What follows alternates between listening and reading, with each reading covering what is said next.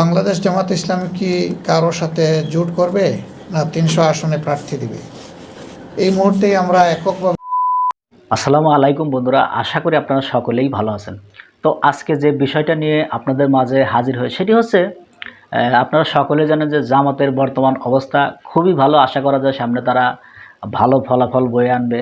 তো এই বিষয়টা নিয়ে জামাতের আমিরকে প্রশ্ন করা হয়েছে যে আপনারা কি ৩০০ আসনে সিট দিবেন কিনা বা ৩০০ আসনের লোকজন দাঁড় করাবেন কিনা। তো চলুন আমরা তার মুখ থেকে সে কথাগুলো একটু শুনি।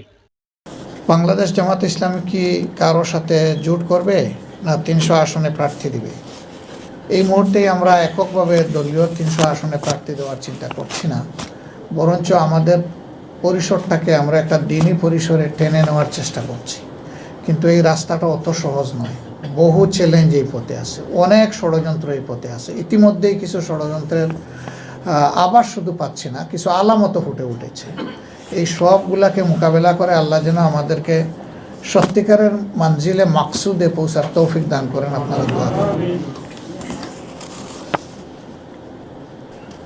আমরা তাদের সাথে এঙ্গেজ হচ্ছি এবং এই ক্ষেত্রে আমরা বলতে চাই যে আমরা বলতে শুধু জামাতিকে এঙ্গেজ করা আমরা যথেষ্ট মনে করি না। বিভিন্ন দেশ আমাদেরকে যখন ইনভাইট করে তাদের দেশ ভিজিট করার জন্য অফিসিয়ালি, তখন আমরা বলি যে এখানে আরও কিছু ইসলামিক স্টেক হোল্ডার্স আছেন, তোমরা যদি তাদেরকেও একই সাথে ইনভলভ করো তাইলে আমরা মোর হ্যাপি হব।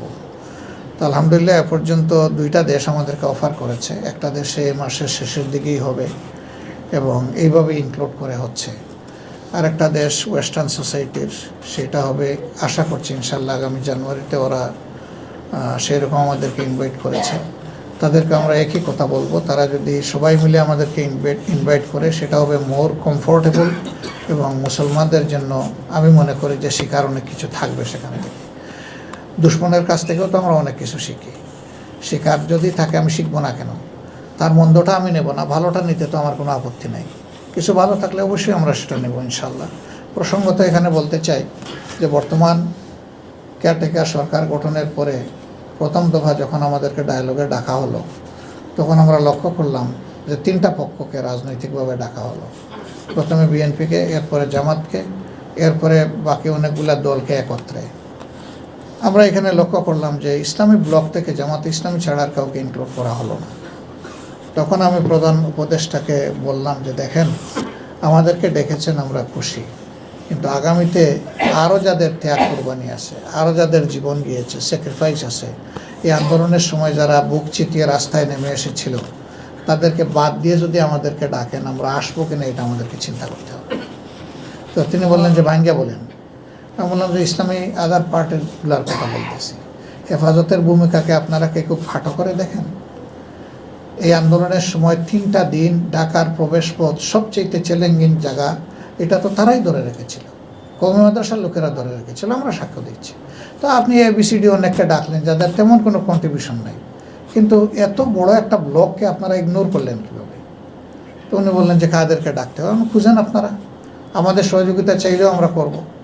তো আলহামদুলিল্লাহ ওনারা সহযোগিতা চাইলেন, সেইভাবে প্রথম দফা ইন্ট্রোডিউস হয়েছে। দ্বিতীয় দফা আমাদের আর কিছু বলতে হয়নি। এখন তারা অটোমেটিক্যালি সম্মানের সাথে দাওয়াত পাচ্ছেন, তারা যাচ্ছেন, কথাগুলো বলতেছেন। আমরা 2টা জিনিস বিবেচনায় নিয়েছিলাম, একটা হলো কন্ট্রিবিউশন অ্যান্ড স্যাক্রিফাইস, আরেকটা হচ্ছে যে আমরা যদি একা কথা বলি আমাদের ভয়েসটা তো স্ট্রঙ্গার হবে না। এই জন্য ইসলামের মাল্টিপল ভয়েস সেখানে যাক, কথা সেখানে চলতে থাকুক, তারপরে তারা ফিল করবে যে না মুসলমানরা এই দেশে ফ্যাক্টর, তাদেরকে ইগনোর করে এই দেশে কিছু করা যাবে না। তো এইভাবে আমরা চেষ্টা করছি সকলকেই এই পথে এগিয়ে দেওয়ার জন্য। আলহামদুলিল্লাহ সবারই আগ্রহ আছে, কিন্তু এই জায়গায়ও মাঝে মাঝে কিছু বাগড়া পড়ে। আমরা মাঝে মাঝে একটু বিচলিত হয়ে যাই, বিস্মিত হই, কষ্টও পাই যে ভালো জিনিসকে মন্দভাবে দেখা হচ্ছে কেন। যদি আমরা মনটাকে, দৃষ্টিটাকে উদার না করতে পারি তাহলে তো আমাদের জন্য কঠিন বিপদ সামনে অপেক্ষা করছে। যেটা সালে ভাই বললেন, সবাই ঐক্যের কথা বলেন, বড় সতর্কভাবে বলেন, চালাকির সাথে বলেন, ওই চালাকিটা বর্জন করতে হবে। এখানে সিনসিয়ারলি চাইতে হবে, বলতে হবে, করতে হবে। বলা পর্যন্ত যেন এটা থেমে না যায়, এটা যেন করা পর্যন্ত গিয়ে পৌঁছায়। তো বন্ধুরা, আমরা স্ক্রিনে সে কথাগুলো শুনলাম। তো জামাতের আমির বলছে যে এটা একটা ট্রাপ ব্যাপার, তবে চেষ্টা করবে তারা।